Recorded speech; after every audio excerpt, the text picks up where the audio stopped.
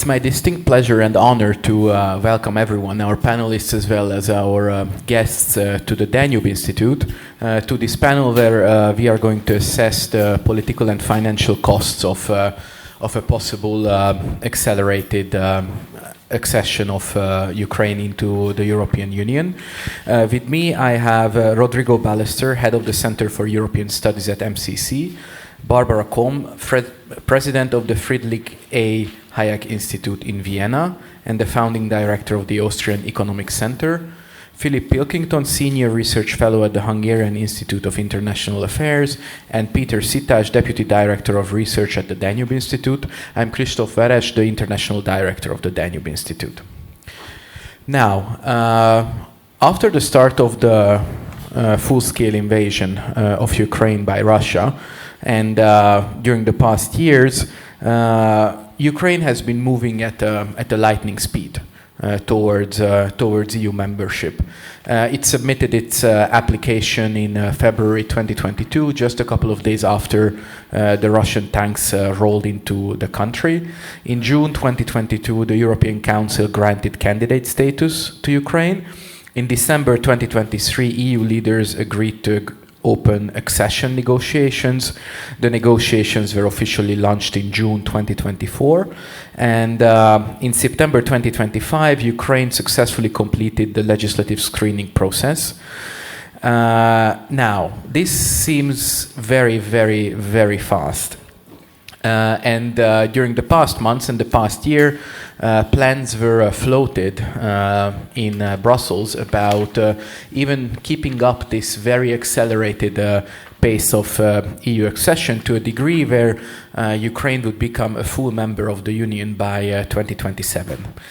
Now, recently, Chancellor Friedrich Merz said that, like all candidates, Ukraine must meet the EU's Copenhagen criteria too, and accession to the bloc by 2027 is just impossible. Now, first of all, I would like to start by talking about public opinion and public support in Europe as a whole, and then we will narrow the discussion down to Central Europe and then to Hungary.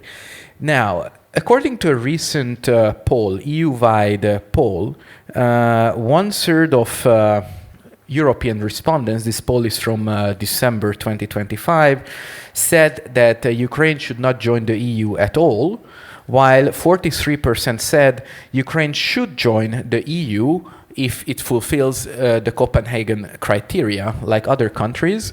And all around the bloc, only 18% supported a rapid accession until 2027.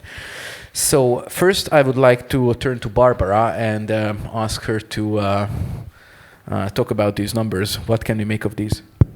Well, thank you very much for this great topic here. I think it's more than needed because the pendulum has shifted, and remember at the beginning everybody was in favor of Ukraine. Everybody thought, well, we need to support and we need to do everything. I think individually one still has to look at those people who are at war. This is one thing. But one has to separate it from the entire fate of Europe, and those are two different things that we need to look at. So given the data, and I have the data from January, even from a Hungarian institute that was doing a EU-wide poll, 75% of the EU citizens oppose Ukraine's accelerated access, even before they meet the full criteria, first of all. Second, and the regional resistance is even higher. Here in Hungary, it's probably 93%. In Austria, it's 83%. The further you are away, the lower it gets. But even countries like Sweden, Finland, who have been totally supportive of this fast track, are now in opposition and are reducing their support. And what about Poland? Poland is still very high. They are also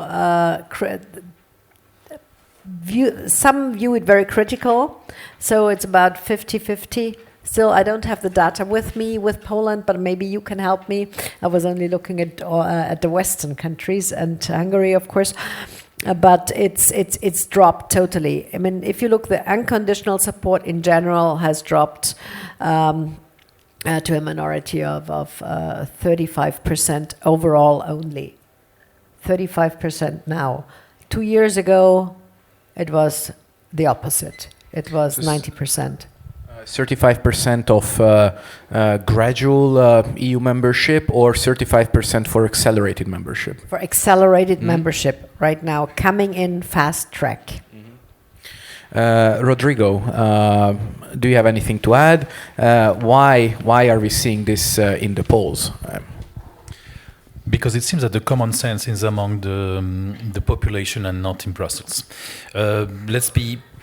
Let's be honest. I mean, when Merz reminded that yes, indeed, there is something called the Copenhagen criteria, and that this is something that matters. This is like the very starting point of any accession process. This is the least we can expect from an elected politician. Again, what worries me is that there are two things for which Brussels is pretty good at: is to circumvent public opinions and to circumvent its own rules. And its own rules in the case of enlargement is unanimity. Enlargement is a policy that is totally driven by unanimity. Every step must be taken by unanimity. And especially the last ones is even more complicated because the accession treaty must be ratified accepted by unanimity in the Council. Then in the European Parliament, assentment procedure.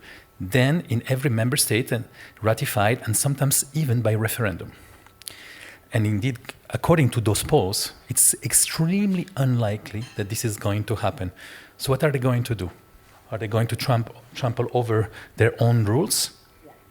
And actually, it's very telling to see that whenever you read, very often at least, a report that is very much advocating for Ukraine's accession, one of the arguments that comes besides is like, and by the way, it will be a great occasion to reform the European Union. And by the way, it will be a great occasion to have less commissioners, to have less unanimity. And so this is also what I find very cynical in this discussion, is that I have the impression that no one is backing that because they really believe it's a good thing for the EU and a good thing for Ukraine, because maybe there are better solutions for Ukraine as well. It seems that it's taken like an alibi, like an excuse to move another agenda, a federalist agenda. And that's very cynical because there are other options for Ukraine. When you think about it, Ukraine has a high level of integration with the European Union. It has the association agreement. It also has this deep, comprehensive, whatever free trade.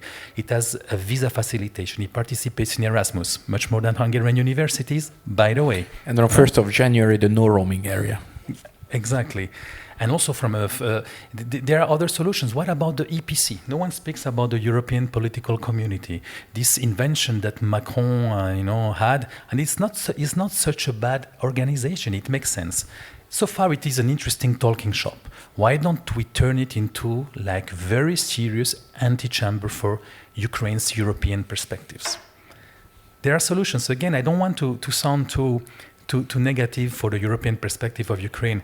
But I must say that Ukraine's, not even fast track, but speed light enlargement is a total nonsense. It's unfair for 6 countries that have been waiting, some of them for 20 years. It wouldn't be good for the European Union, and I even have a lot of doubts that it's going to be good for Ukraine as such. The thing is that they always try, it's either or. Either you follow what we want, I mean, what Brussels tells the citizens to do, or you're out. And this is not the way. And since you mentioned other countries that have been on the track for many years, like Montenegro, they have done their homework. They're even members of NATO, etc. And they are still waiting. I mean, this is ridiculous. Montenegro has been a candidate since 2011, and the EU couldn't open accession negotiations with them yet, right? They opened, but they are still way. I'll give you an example. Serbia, you know how the accession process is 35 chapters, plus a methodology of 2019 that turns enlargement into Hunger Games. It's almost impossible to fulfill it because it was imposed by Macron, by the way, in 2019 to oppose the opening of accession of the negotiations of Macedonia, Northern Macedonia, and Albania. 35 chapters. Serbia has been negotiating for something like 10 years. You know how many chapters they closed so far? 2, on education and culture. Northern Macedonia was granted a candidate status in 2014 and could only open the negotiations 18 years later. Look at the Copenhagen criteria, 3 very simple. The first one, democratic societies, rule of law, and democratic institutions. The second, the capacity to sustain the competition forces of the market and be part of an internal market. Third, acquis communautaire, to be able to swallow and implement millions of pages of European legislation. I mean, let's be honest, Ukraine doesn't fulfill by far none of those 3. And now we're going to tell to 6 Western Balkan countries, especially 4 of them, that now they still have to wait for Godot, that enlargement is no longer merit-based, that it's a totally now political decision, and that basically the acquis, the enlargement policies, the methodology, the chapters, everything is basically à la carte. I mean, what will be the credibility of the European Union and the credibility of the enlargement policy after that? It will be close to 0. And again, so that's bad for the European Union. And again, to push Ukraine into some deep waters for which it is not ready, this is not a very good favor. And third, again, the elephant in the room, what do we do with Serbia, Northern Macedonia, Albania, and Montenegro? And then we leave aside Kosovo and Bosnia because there are special cases. Barbara mentioned that the closer that we get to the region, the support for Ukraine's accelerated accession to the EU drops. So I would like to turn to Peter now and ask him what are the perspectives of like assuming that Ukraine will join in 2 years? How would that affect our own region, the Central Eastern European countries? Well, I have already seen such outcomes on a micro level because there was the problem with the Polish truck drivers, and also there was the problem with the agricultural product, which just flooded the market and totally ruined some of the farmers here in the region. And also there was, I'm sure everybody have heard about it, then when the war broke out, there was an easement for the Ukrainian truck drivers not to fulfill all the European laws and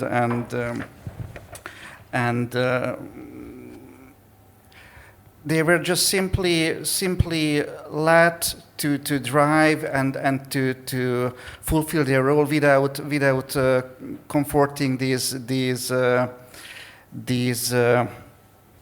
treaties what for the others should have done, and after that it led to a huge confusion because they just get a part of the market which originally would have been filled with Polish, with Hungarian, with Slovakian drivers. And also the same happened with the agricultural products, because if you don't have the same rules and you have easements and you can produce the thing cheaper than the other companies which are inside the European Union, it's definitely won't keep up the market as it used to be. So I remember when we joined the European Union in 2004, there were enormously huge debates whether have to acquire this acquis communautaire which we talked about, and what reforms to make in the field of agriculture. And our farmers made huge sacrifices in order to be able to produce, to export the European markets. And now they just seem that there are new markets are opening, and the Ukrainians, the best lands in Europe, maybe in the best lands in the world, and they are just dumping their products to the European market. And we are the closest to them, so it brings some injustice. And on the other hand, getting back to the original question, so the EU accession of Ukraine, in my opinion, has not just an economic part, but it also has a humanitarian part. And we totally agree of that. Even here in Hungary, we agree of that a tremendous injustice has happened to Ukraine. On the other hand, the original sin, I think, was committed when 4 months after submitting the EU application, Brussels gave the candidate status.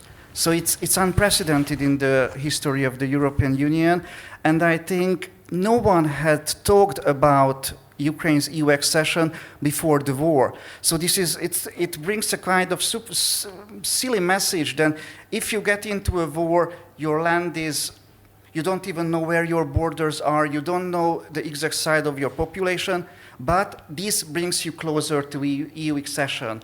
And other countries which have been trying to fulfill those rules have been waiting for, not just years, but for example in Turkey, for decades now. So we see how the tensions are in the region, as well as the disconnect between the European Union leadership and the popular opinion inside Europe. However, I would like to ask Philip to talk a little bit about Europe and the EU itself, because this seems like a very, very optimist project at the EU level. Is the EU itself in a shape to absorb a country the size of Ukraine? Well, we've seen some arguments already just over the next tranche of lending to Ukraine. The Europeans always talk a big game until they're asked to write a check. They don't like writing checks. Everybody fights with each other over how much you should pay for and so on. And so I think we should just be realistic about that. At the Hungarian Institute of International Affairs last year, we put out some estimates. Estimates are very hard to do of reconstruction and accession for Ukraine. But just to give some sense of it, well, to start with, you should go to the reconstruction estimates that the World Bank's been putting out. So these have been growing over time, and I think that's the key thing to understand. In 2022, the World Bank estimated that it will be 349 billion euro. In 2025, that had almost doubled to 506 billion. So on that trajectory, if you take that rate of growth into account, it could grow up to like $1 trillion by 2030. The point is you can't budget this because you don't know what reconstruction is going to look like. There's too many variables, there's too much fog of war and so on. We estimated that the total cost of reconstruction and accession, now this will be over presumably a 5 to 10 year period, but it will be 2.5 trillion euro. Now that's 12 times the EU's Commission budget right now. Now some of this is, as Barbara said, the EU wants to issue its own bonds, for example, so this is a fantastic excuse for it to start issuing its own bonds. But even that, I think the politics around that are very difficult. Now, the government here has put out a recent reconstruction and accession assessment, and they've said 1.6 trillion euros, so about $1 trillion less than ours. But you know, even that's 8 times the Commission's own thing. So if you take them as a range of estimates, we're talking about an absolutely enormous amount of money. Just to give a sense of how much that would cost Hungary, on our assessment, it would cost Hungary about 50 billion euro, which is 68% of the 2023 annual budget. Now, that's over 10 years, but you're still talking about asking for nearly 10% of the budget of Hungary to be allocated to this project. I mean, how do you even raise those money at the European Commission level? Now, I assume what they'll try and do is launch some sort of Eurobond program. I think that's the plan. But if you look at the current, the last issuance of Eurobonds for the pandemic, the interest payments are already stacking up. They're really, really large. I don't have the numbers in front of me, but they're extremely large. So if they come and they say, look, we know we can't tax, we can't raise VAT, we can't raise climate taxes or whatever nonsense they're trying to put in 2028 MFF budget, even if they say that and they say we're going to issue these bonds, remember the interest payments are already stacking up. And by the way, just a final point on this, everybody kind of knows that at least 2 of the major European economies are, I wouldn't say close to bankruptcy, but their fiscal situation is extremely bad. I'm talking about France and Italy. Both fiscal situations are extremely bad. The French currently cannot pass a budget. They have such gridlock in their parliament. And the Italians are hanging on by the skin of their teeth. They have been for years. Now, the euro system allows them to run those debts because of various things, centralized bond purchases by the ECB since the debt crisis of 2011. But it just has to be highlighted that at least two of the major economies in Europe do not have fiscally sustainable trajectories as it is. I think actually they might be hoping for this Eurobond issuance in the hope of a bailout or something in the future, but that's where the politics gets really messy. So that's just a broad overview, but there's much more detail if we want to go into it. Barbara, I see you nodding. Yeah, exactly. I mean, when you talk about Eurobonds, and this is the next opportunity both for ECB and Brussels to raise the next debt level and the next road to serfdom for European citizens. And pool sovereignty, right? Exactly. Joint debt. Joint debt.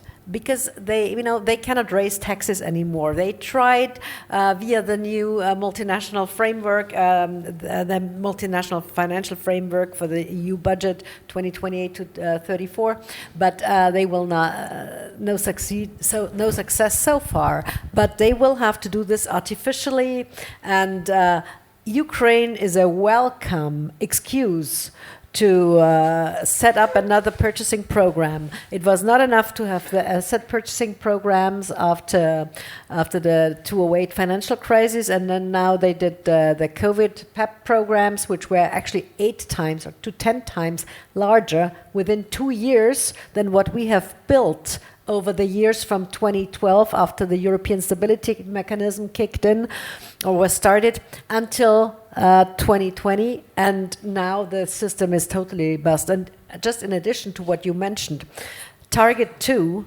those are issues for France, Italy, and also Spain. And so they can only solve this via the digital euro, via other excuses, and I think the Ukraine is just a welcome excuse to kick the can down the road one more time. Last sentence on that, the data you mentioned by IMF and World Bank are probably the real estimates, whereas the European Union tells us that this will only need 186 billion over 7 years in forms of reconstruction. So they don't even look at the real numbers; they just try to maneuver, and I don't think this is fair to those who are net contributors to the European Union, those countries who pay, and I would totally be against it and hope that this fast track thing will not work out. And just really quick, the bond market will pay attention to the real numbers. It doesn't matter how much the EU massages the figures, the bond market will look at the real numbers. Rodrigo, you wanted to add something? Yes, just 2 things. There is a report of the think tank called CEPS, Center for European Policy Studies, that is very well respected, very mainstream in Brussels. And according to the report, if Ukraine joins the European Union, all the net beneficiaries will become net donors. So that's it. You will have like 27 net donors and 1 net beneficiary. And also, speaking about hidden agendas behind the budget, we have to be very careful because now we have enough elements to know that the budget now became the political weapon of the European Union. As simple as that.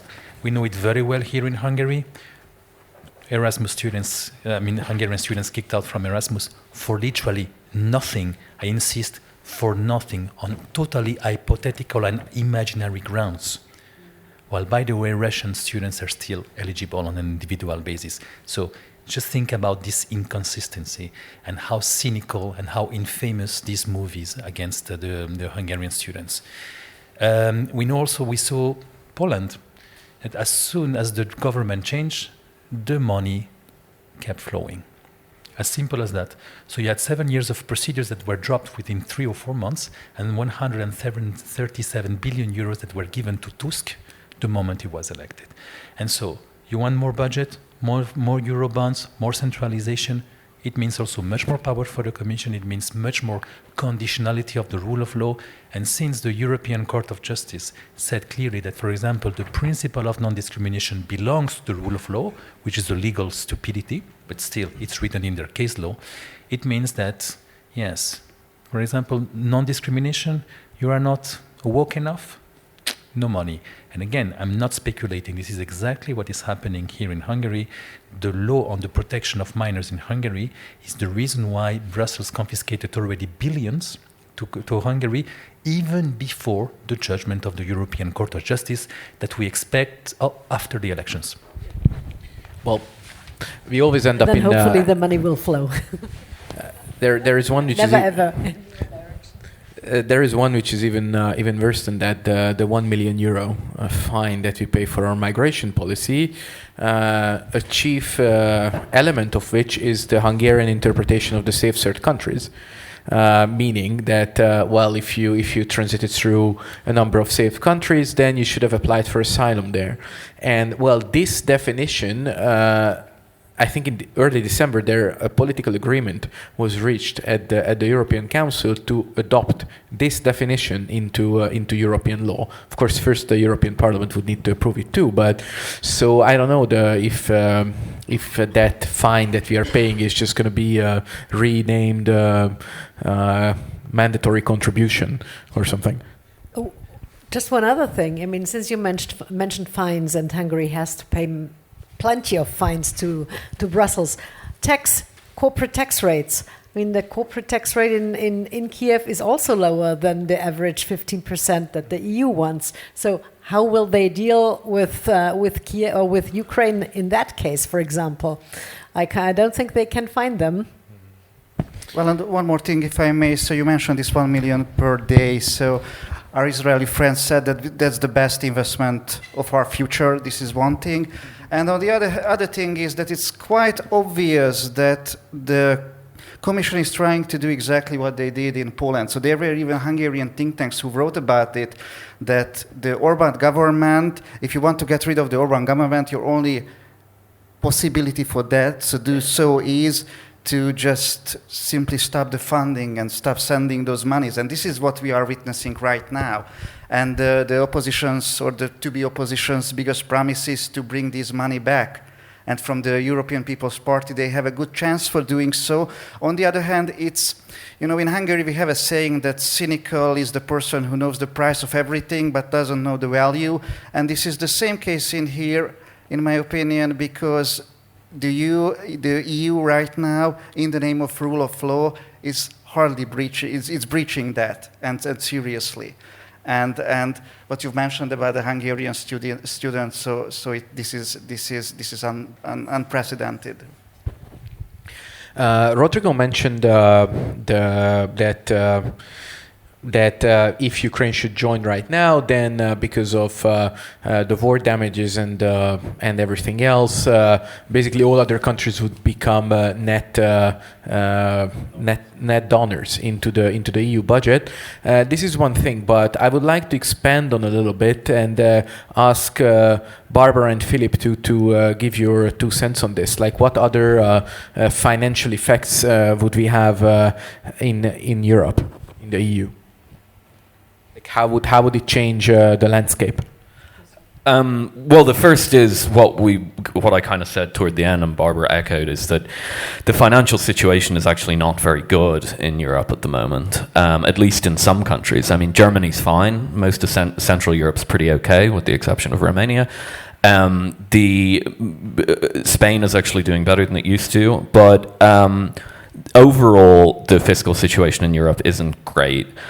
And if you pool all that debt together, I mean, I'm looking at it from a purely economic or finance perspective now. I fully agree with the other panelists that the centralized debt mechanism for the EU would not only be a poison chalice for the member states, but would end up probably destroying the EU, because they'll start fighting over budgeting in an incredibly intense way, and I don't think the whole thing will hold together. But from a purely financial point of view, you do, in theory, kind of pool risk, right? So you stop judging countries based on their own debt levels, which we only do to a limited extent after the anything it takes movement of Mario Draghi, where they effectively the ECB started bailing out countries in complete circumvention of its rules, as you say. They just stamp all over these things when they don't want to. The German Constitutional Court ruled against that, actually, and nobody paid any attention. But the thing is that if you start moving to that debt centralization, all those scars will come back. They think that they're all buried now. They think that basically what happened after the Eurozone crisis here is that the so-called doves, represented by people like Mario Draghi, an Italian, would you believe, they thought that they won. They thought that they basically won that entire fight. It's an ongoing thing. It's never going to be truly resolved. And what I think will happen if you try and consolidate, because you're not just consolidating the debt. They've already sort of done that with the COVID stuff. But you're consolidating the debt, and then you're basically growing the budget by maybe 8, 9, 10 times. I mean, really extreme growth in budget. Now, just think about that for a moment. You already have all the debt piled up in the member states. That debt does not disappear. That debt stays there. So Italy stays at whatever crazy number they're at, 130% of GDP or whatever it is in terms of debt. And then on top of that, you have this big debt on top of Brussels. And in order to facilitate that debt, they'll have to start taxing the countries. I mean, there's no other way of doing it. They'll have to either ask for tax, or they'll have to ask for transfer mechanisms of some sort. So you pay out, currently I think it's 1% or 1.5%, and then they'll increase that to 2.5 to start servicing this debt. Well, that adds a percentage to your fiscal deficit, just for example. If you tax, here's another example, the MFF proposal, the 2028 one, wants to take cigarette duties taxes, excise taxes away from the member state. And I read it because we did a report on this recently, I read it very closely to try and figure out, did they expect, because these taxes pay for healthcare, right? They're supposed to cover cancer, lung cancer, the effects of lung cancer. And I said, do they expect the member states to replace this with another excise tax? So double the excise tax on cigarettes. And as best I could tell, they said, we don't care. They didn't even think about it. They didn't care. They used it because it's a vice tax, and vice taxes are always very easy to defend or whatever, and they used that to try and take taxation powers to Brussels. Now imagine what happens if you have a bunch of countries that already have pretty high debt loads. Some of them don't, some of them do. And then you say, and some of the high debt countries think this will solve their problem. It won't. And then you pile another debt load on top of them. And you start asking them not just for taxes. So we want your excise taxes now. Can we replace them? No. Well, we don't care. Double the cigarette tax if you want.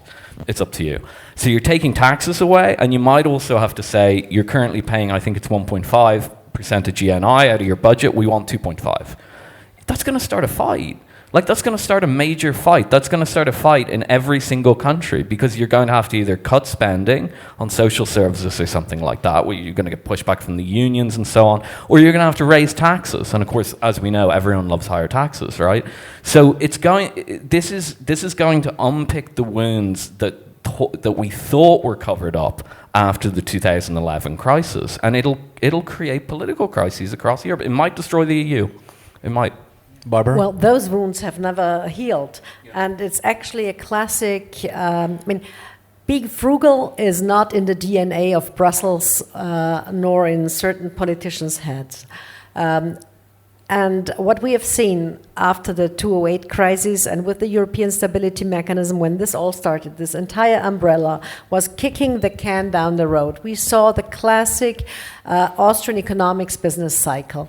We knew when Hayek and Mises explained in the 1920s, if you inject too much money into the system, no sound money, if you create this out of thin air, this fiat system does not work. Sooner or later, the bubbles will burst. We have seen the bubbles burst, and they tried to kick the can down the road, reduced interest rates as long as they could, and then finally, when inflation rose, was really skyrocketing 3 years ago, then they finally started bringing up the interest rates again. But they had the other package, the PEP program package of COVID, and now they create a new one. So it's getting worse and worse. I mean, we will eventually end up, as the US is, with this huge debt bubble and this debt balloon.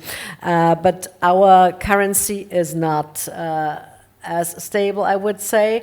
And I hope that there are still countries in the European Union that will not join the euro just for their benefit and will stay outside the eurozone for good health. So this, and what this leaked, I would say, prosperity package, as the US call it, with those 800 billion, will do to not only to our countries, but to the entire system. It will actually risk the entire financial markets, and it will, because those 800 billion for reconstruction, we don't know where they will vanish. Just for everyone to know, what is this prosperity package? This prosperity package was discussed between EU and US politicians. It's 800 billion that will be put on the table for reconstruction. By whom? Well, this is exactly the point. The US the US will invest in reconstruction in companies, etc., building of roads and whatever it takes, but the Europeans will have to pay. And the deal obviously is that 500 billion are required from 2026 until 2036, and the rest 300 billion until 2040. I mean, first of all, we do not know what the damages of the war are. We have discussed that already at length. We do not know how long the war will last, and trust me, I don't think that the European Union, or at least the European citizens, the taxpayers, who eventually will have to pay that price, are willing to cover that. And so this is too simple and too theoretical.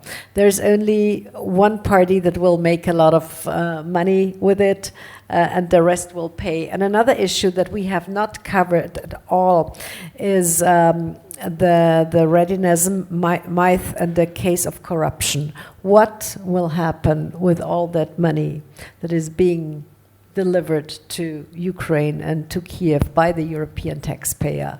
Where will it vanish in thin air, or will it really end where it is supposed to be, to end for investment, for real investment? I doubt that, and this is another issue that Rodrigo has probably can give much more thought into it. This entire corruption cases that we've seen that came out of Ukraine, and is this the level that we want a country joining the European Union? Not that we don't have our own cases in Europe, but the amount is probably a little bit lower than those that we see in Ukraine. So this also needs to be taken into consideration. Rodrigo, anything to add on that? Yes, indeed. It's true that just remember the situation of Ukraine and also the discourse of the European Union towards Ukraine before the war.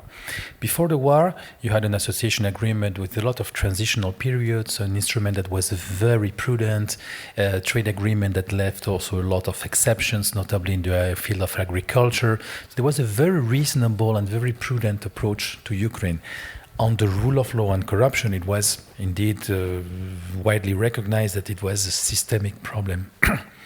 In Ukraine, I mean, again, even since decades at least, I remember the cases also of Mrs. Tymoshenko, for example, and many others. And suddenly, again, those things, they seem to disappear, just for the sake of not losing the opportunity of a crisis to become a geopolitical power, to become a federation, to become a centralized state. It's extremely cynical. And again, I don't even think it will be good for Ukraine. I mean, if Ukraine now, especially because of the situation of destruction that it's facing, needs a special treatment, needed a special statute, they need a tailor-made solution. And now you're going to impose this acquis communautaire. I mean, again, 35 chapters of sometimes things that can be extremely technical. You're going to impose them now, again, rule of law. It's impossible to do, basically. By the way, the rule of law also includes something called those are in the Copenhagen criteria, the respect for minorities. I think this is also an important topic. And again, the most important one is the second Copenhagen criteria, which is the capacity to become a market economy and to sustain competition. So they mention competition there in the second Copenhagen criteria. Ukraine cannot do those things for obvious reasons. So the best solution for Ukraine, if we agree to give them European perspectives, and personally, I do agree, is to give them like a very long path for recovery, to sustain them also financially for the reconstruction. I agree, but not in the way that you describe, because this prosperity package that was leaked and that is totally negotiated in the utmost opacity, it's true that basically Americans will come to make money, to make benefits, and then so it's a package of business for Americans and taxpayer money from Europeans. No. Maybe we can find ways as well so that European enterprises can also participate much more in this reconstruction, also have benefits. Why not? But again, it seems that here the European Union and the European Commission in particular is ready basically to gamble with someone else's money. And someone else's money are the taxpayers, are the people who, by the way, already pay for their security, for their energy bill much more. And so at the end of the day, you're going to create a political cocktail that, if you join it with the financial cocktail that Philip described, indeed can be the grave of the European Union. Because again, I mean, this is like the crisis too much, like the one that we don't need, this obsession for crisis in Brussels, and again, like in the fables of La Fontaine or Aesopus, this is like the toad that is going to explode. It's about to happen. And I would like to allow Barbara to say a word, and then we are going to Peter, because I want you to say a few things about minorities. I thought when Greece was bailed out, when Spain was bailed out, when Portugal was bailed out, when Ireland was bailed out, I thought, well, this would be the end of the euro, and this would be the end of the European Union as we know, because you can't just not follow your own treaties and your own rules and laws. But no, they did not. They circumvented the problem and kicked the can down the road. And I think now the problem is even bigger and bigger. And they will find another way out of this and make us all pay. That's the problem. And there is also a side which we are not talking about, so it has a social and also a security side. So what would it mean to the Central Eastern European region when for millions of Ukrainians would be allowed to just enter the country, stay here? Some of them, or many of them, already experienced the war. Some of them, so remember what happened when there was the war in Yugoslavia. So the European Union was not even affected directly. However, the black market, the weapons market, the underworld was absolutely sensible there. So this could bring the region a total security risk, which we are not prepared for to deal with. I would like to expand on two things. Peter, a few words about minority rights, and Philip, maybe you could say after that a few words about the structural specificities of the Ukrainian economy. Peter. So when it comes to Ukraine, I'm not sure that everybody knows that Hungary was the first country in the whole world who when the sovereign Ukraine was formed, he accepted it and wanted to make excellent relationships with Ukraine. It had many reasons, but Hungary at the time, encircled by Yugoslavia, by Czechoslovakia, by Romania, so needed an ally. And the Hungarian leadership at the time believed that Ukraine would be an ally because it's a huge state with great population, a powerful one to establish great relationships. However, after 2011, something has changed, and the rights regarding the minority rights, we were just not going ahead. On the contrary, the minority rights started to be minimalized. I have many friends who told to me that after the annexation of the Crimean Peninsula, so for example, the Hungarians' minority rights were even worse than during the Soviet Union. And the Hungarian government has voiced that. And that's why the NATO and the Ukrainian committee was blocked for many years. Now it's really interesting because majority of the Transcarpathian Hungarians are also citizens of Hungary. So what we experience with the majority of the population, that the men who can, so the men are staying, but the women are leaving the country and trying to get some employment in Western Europe. In the case of Hungarians, it's on the contrary, because the women are the ones who are staying at home and trying to protect the properties, while the men who could have immediately left the country with the Hungarian passport. But this was only possible for a very short period. Exactly. And now we have heard, for example, it was interesting, it was in the Czech media that someone visited who has been living in Czechia for 30 years and visited Ukraine, and when they saw at the border that he was born, I think in the Soviet Union at the time, but at the Ukrainian part, he was immediately taken as a conscript. So I think there are serious breaches, and what in Hungary is a problem on the level of hive politics is that what happened in 2022, that the Ukrainian president tried to directly influence the Hungarian elections. This is what we are experiencing right now. And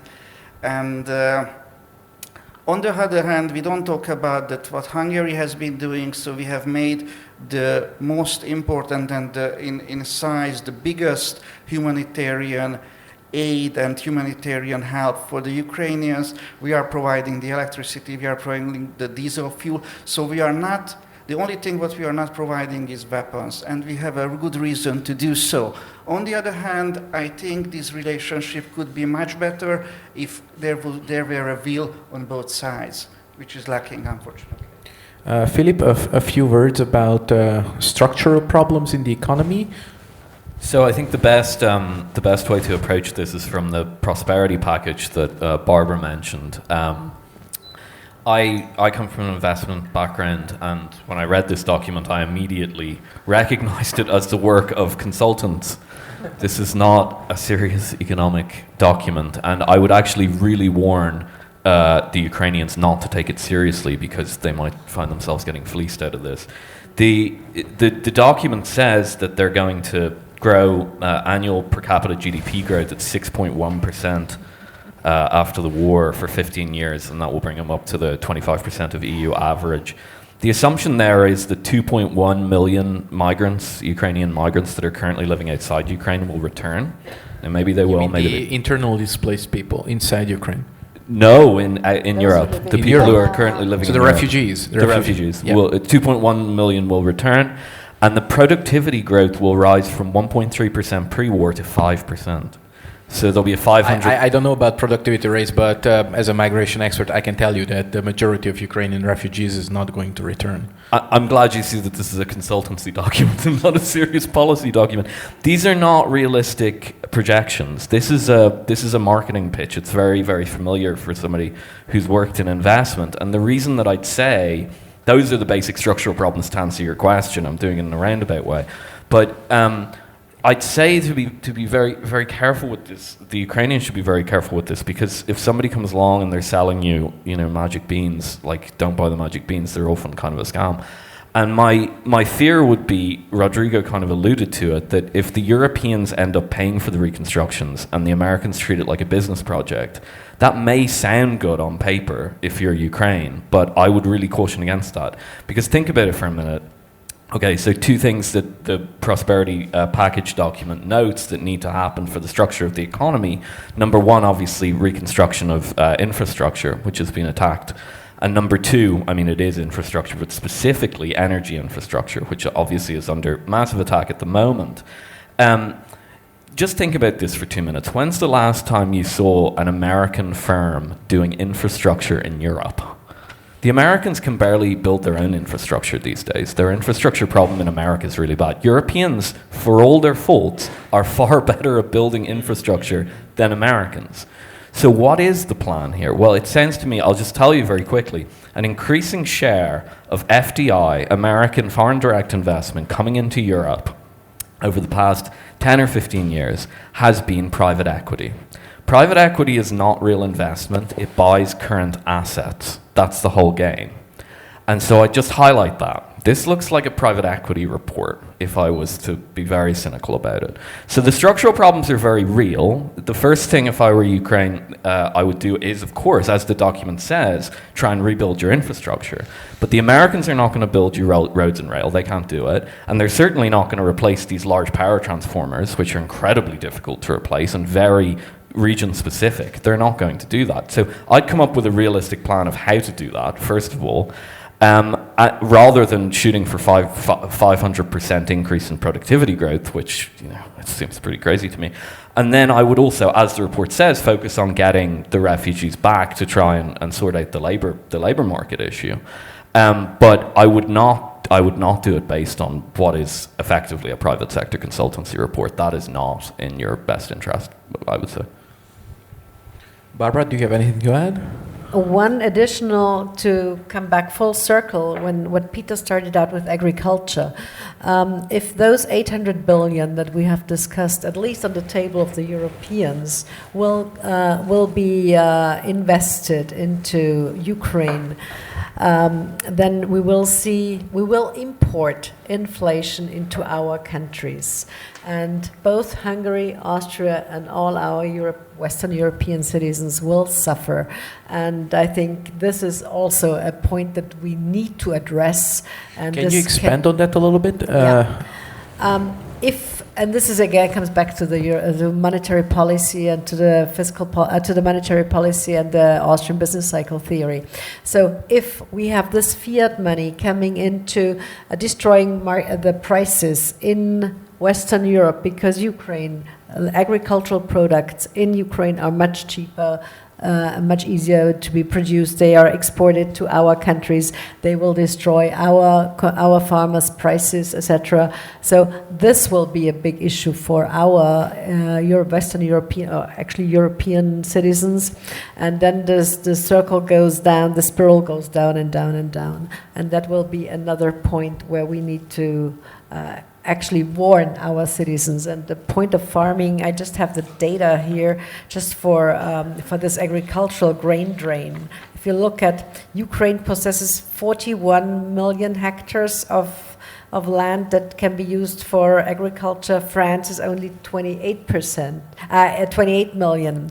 And so if you look at those imbalances, I mean, Ukraine has always been the corn chamber at least of the Austrian-Hungarian Empire and many other parts 200 years ago, 150 years ago. But now we have moved, we've changed, and this doesn't work anymore. It will bankrupt a lot of our small and medium-sized farmers and companies. And this is true not only for agriculture. Banking is another issue. But that is a very specific topic, especially for Austria's banking industry that is involved in those countries. And there is also the quality issue. So, for example, this GMO status, non-GMO status. So it's quite different because in Europe, especially in Hungary, we are proud of upkeeping this non-GMO status. Mm-hmm. And these Ukrainian lands, much of them are already in hand of the Americans. So they are trying to upkeep those standards, which are the American standards, but are not as high as the European ones. So there will also be some kind of confrontation between the two. And in Europe, according to the common agricultural policy, we try to keep the prices high because in order to support the farmers. And if those huge lands are just appearing from nothing, and the products from there, it will totally annihilate the farmers. And we have experienced that in small, when the border was open to the Ukrainian grain, and not just here in Hungary, but also, for example, in Austria, there were several complaints because of that. They bought it, it was not so good, the quality was not so good, otherwise Austrian companies went bankrupt because they weren't able to sell their products, and this is just the beginning. I think at this point I'm going to open up the discussion to questions from the audience. There. You're supposed to have a microphone.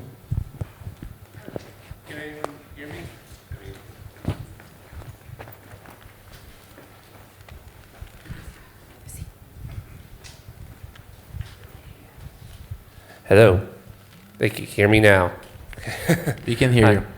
Yes, so this has been great, and it's been great to learn about all these financial costs and everything to what's going on with Ukraine. But what about the real human cost? I'm wondering about Ukrainian refugees. What's the current status of these people, and how is this accession process going to ultimately affect them? Like, how is it going to affect them? Well, I can talk about Hungary. So, according to the recent data, 47,000 people have arrived. We don't know precisely how many of them are still in Hungary. But for example, last December I went to Prague. There was a panel talk, and it was said by Czech experts that if from all of a sudden, from one day to another, all the Ukrainian refugees went home, the Czech Republic would go bankrupt. So that's why I just can confirm what Christoph has said, that those people who have arrived, found a job, started to live their routine life here, they are not willing to go back, and to go back to the uncertainty. And also, that's also a big risk then when the border opens and the accession goes on, then it might happen that millions of people just coming to the European Union, and Ukraine will just be without productive population. So maybe Rodrigo? just to complement Peter's answer. Currently, Ukraine triggered the implementation of the application of the temporary protection directive. It's the first time that this instrument was used in the European Union, and so it basically gives a lot of rights to real refugees that need them in a specific moment, like a war. And so I think it was properly triggered. By the way, Ukrainian refugees are real refugees, unlike millions of others. Those are real refugees. And so this temporary directive was triggered unanimously, and it's very generous, but everyone agrees on that. The question is whether they will be back or not, at what pace, when, and things like that. Those are very, very open questions. It's true that at some point also the question of the cost of refugees, because legally speaking, refugees, especially at the beginning, are not really entitled to work, and so they receive a lot of rights. But even if they want to work, they can't not really do it. So you have a lot of questions like that. But it's true that long-term refugees can become a burden for the welcoming country, and also especially a huge loss for the country of origin. You cannot reconstruct Ukraine without people. That's also something that the consultants overlook. They never think about those things. And so at the end of the day, this is going to become a very thorny question, even if by now we don't have enough elements, I would say, to really tell you what is going to happen. Just really quickly on that, to expand the refugee question to the general population question. Just imagine for a moment the assumptions that are being made when these people are telling us these things. So when this region integrated with the European Union at a higher standard of living than Ukraine is currently at, and it had no war, okay?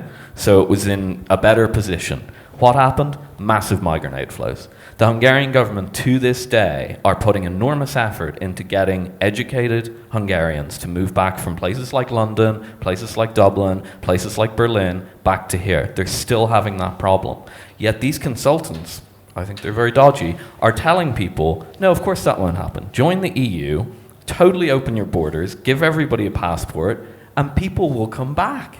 No, people will leave. People will obviously leave like they did here. The EU, to my mind, the free trade, free movement thing, is probably net beneficial, arguably, for most countries, right?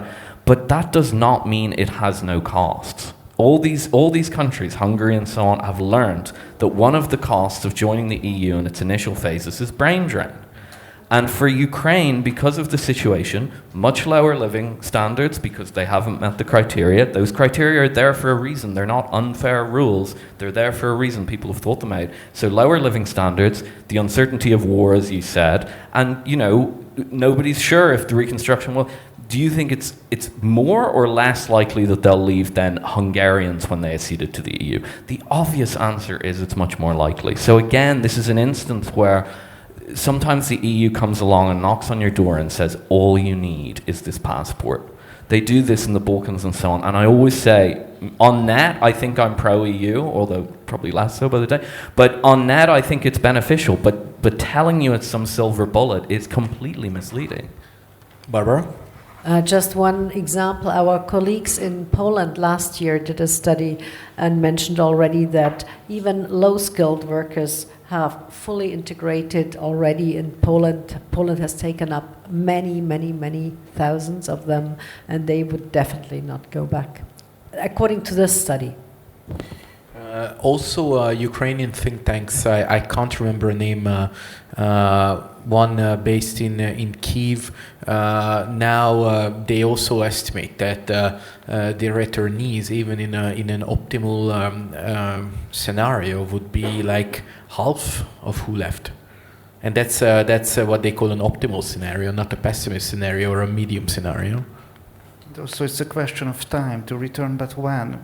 Immediately, or in 10 years' time, in 20 years' time. So imagine if you have started your life living in Germany, you have a little apartment which you are renting, you have a job, you have your income, and you go. The most important thing is you have your kids. And that's what I mean. So that's what I wanted to say, that, and you go home to Ukraine and afraid and kindergarten will be grown up or not. I think they're all subscribed to the free version and that was only for 1 hour. Just go back. Isn't it back? No. So try this one. No. Oh, this works. We are censored here. No, so I just wanted to say that if you started your routine life and to go back home, what will you find there? So when you let your children go down to the kindergarten and you will constantly afraid of that they just be blown up on a mine or something. So it's what kind of life is that? So 2 million people, according to the American president, actually 2 million people have died in this conflict. One on the other side, one on the next side. I don't know. No one knows the official data, but it's a tremendous bloodshed what was going on over there. So we've seen these pictures, complete cities devastated. Where to go back? We have time for one final question. John?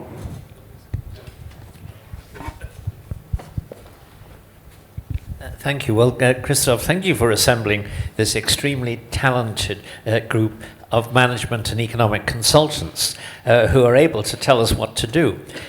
Because I'd point out that there are two, you've constructed here a play, The Hidden Price Tag, a melodrama, but really we've been listening to a different play, namely Kicking the Can Down the Road, a farce. If you, at the moment, in Britain, the British government is discussing its future relationship, which it wants to be a closer one with the EU. So my first question is, what advice would you be giving the British government as they enter these negotiations in the light of everything you've been saying? And my second question is, there's also at the other end of Europe, Russia, because all of these things are premised, I think, on some kind of ceasefire. So what happens if there isn't? Or if there is, what kind of relationship with Russia bring to bear on these arrangements?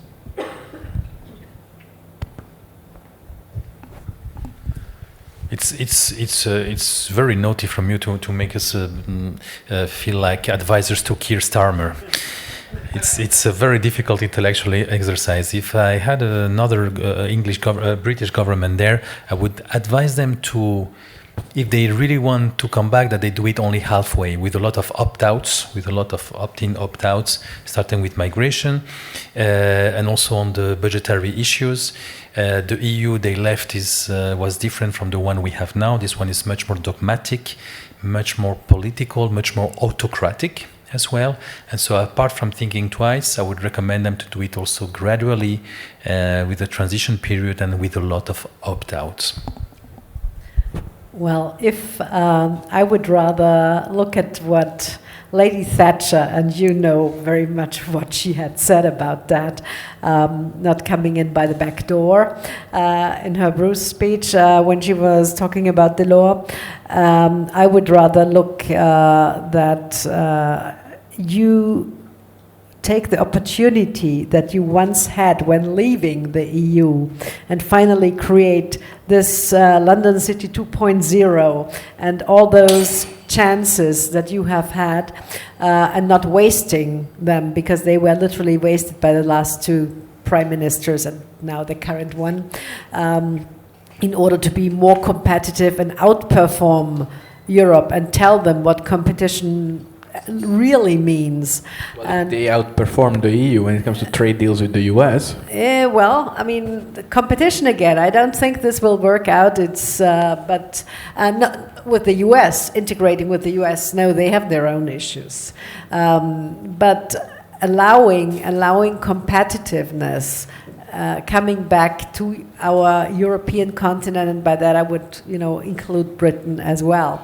Another issue that you mentioned is, of course, Russia. And Austria, being a neutral country, we are always very careful on how, or at least the leaders from the center-right, put it this way, in Austria, are very careful of how we frame it, and that our neutrality is kept up because of our peace treaty that was signed by the Brits, by the French, by the Americans, and by the Russians.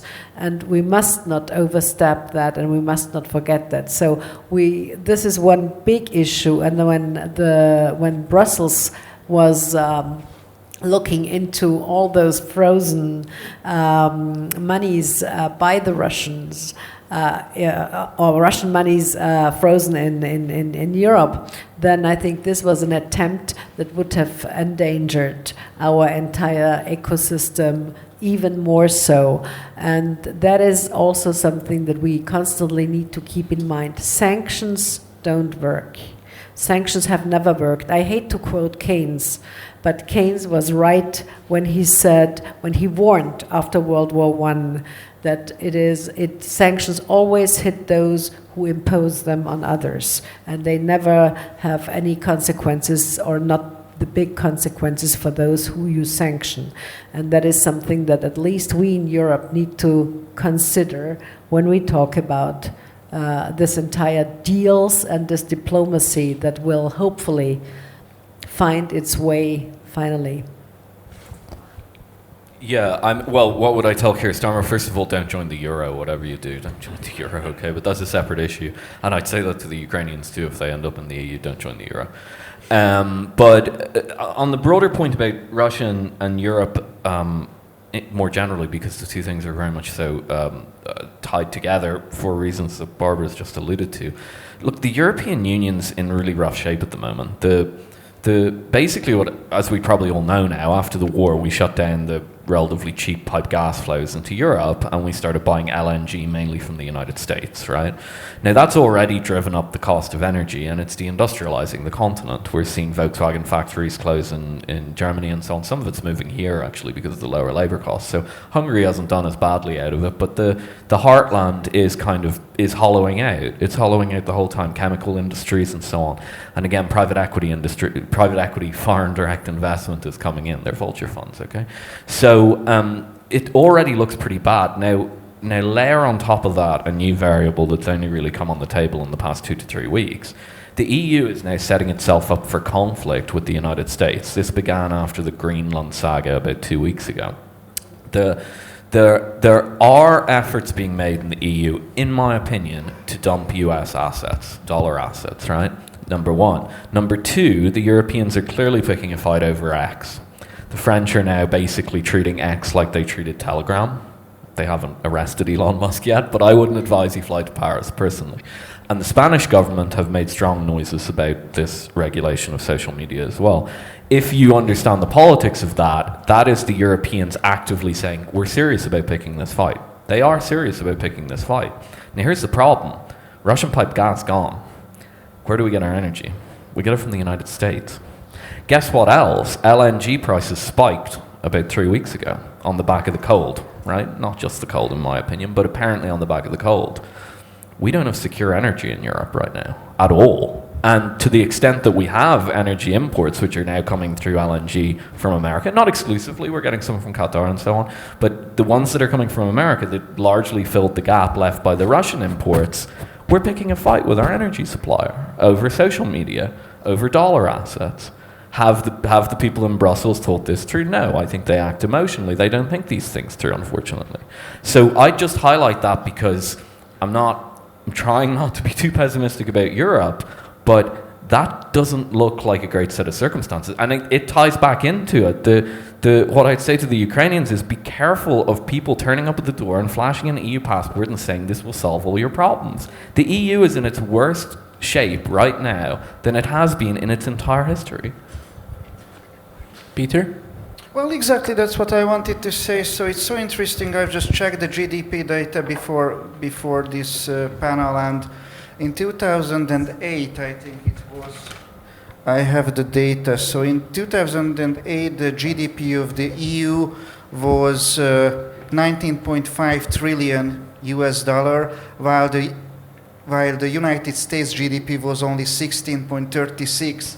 So we were ahead of them, and right now the USA has almost 29 trillion, while Europe just 19. So that's what I wanted to say, that the European Union right now is not the same as the European Union used to be when the big accession in 2004 was made. And one other thing is the Russians. So, for example, the Hungarian agriculture has already suffered huge losses because of their counter sanctions, that we are not able to export our products over there. And it's quite obvious that the European elite wanted to punish Russia, but every day we are just pushing the Russians closer and closer to China, and doing it in a way when our own energy sources are not solved. Because you see, just what my colleague has said, so we have a little. Now we are trying not to use the Russian. Now we have problems with the American. Now we are turning to the Qataris. And if we have problems with them also? So, Hungary is in a really special position, because Hungary is the only country apart from Germany and Mexico where both the Volkswagen Group, the Mercedes, the BMW, so the big three of the German industry are present. And when the Hungarian political leaders talk to these managers and the leaders of the companies and ask, what do you want from us? The only answer is cheap energy. This is what they need. This is what they brought here, their factories. And in the market, in the business life, the balance sheet, it matters. And you cannot compete if the price of the energy is 4 times more than your rival. And now, I think it's just a piece of cake for China. It's a big present for them, because they are getting the Russian energy even cheaper than they used to get it. Any final thoughts? Yes, just to be a bit more positive again. This is not a Ukraine bashing exercise. There are ways to help Ukraine, to support them. It's in our interest and also, I think, in our moral duty to contribute to the reconstruction of Ukraine. It's just that I'm just saying that the worst possible answer to this relevant question is enlargement, is this light speed enlargement. There are other ways. Again, look at this European political community. It's a tool that can be used for that it's a talking shop that can be turned into a special, like waiting room for Ukraine. Let's do it smartly, without dogmatism, and again, without infringing your own rules, and without ignoring like the vast majority of your public opinion. The EU cannot afford to ignore its public opinion for the umpteenth time, because this time it might be the one too much. There are other solutions. Let's keep a cold head, let's take some perspective, and let's look at those solutions, because yes, Ukraine needs help, and it's our interest and our duty to help them. So let's do it, but not like that, because it's not good for us and it's not good for them neither.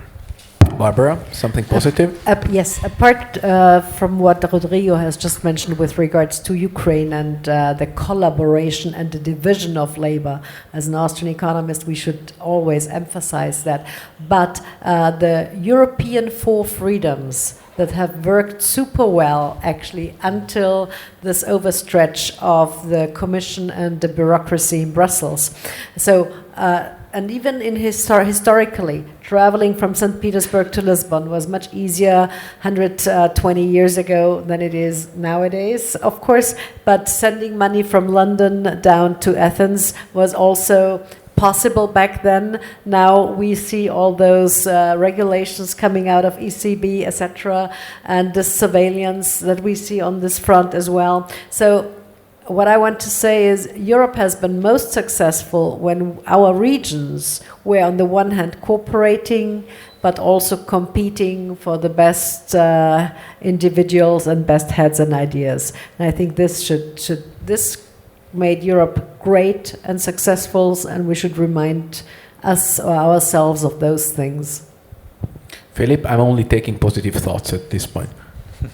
Okay, I just emphasize what Rodrigo's saying, that there are, Ukraine will need to be reconstructed after the war. There's no doubt about that. I think Europe has some responsibility to do that, as it was involved in the war.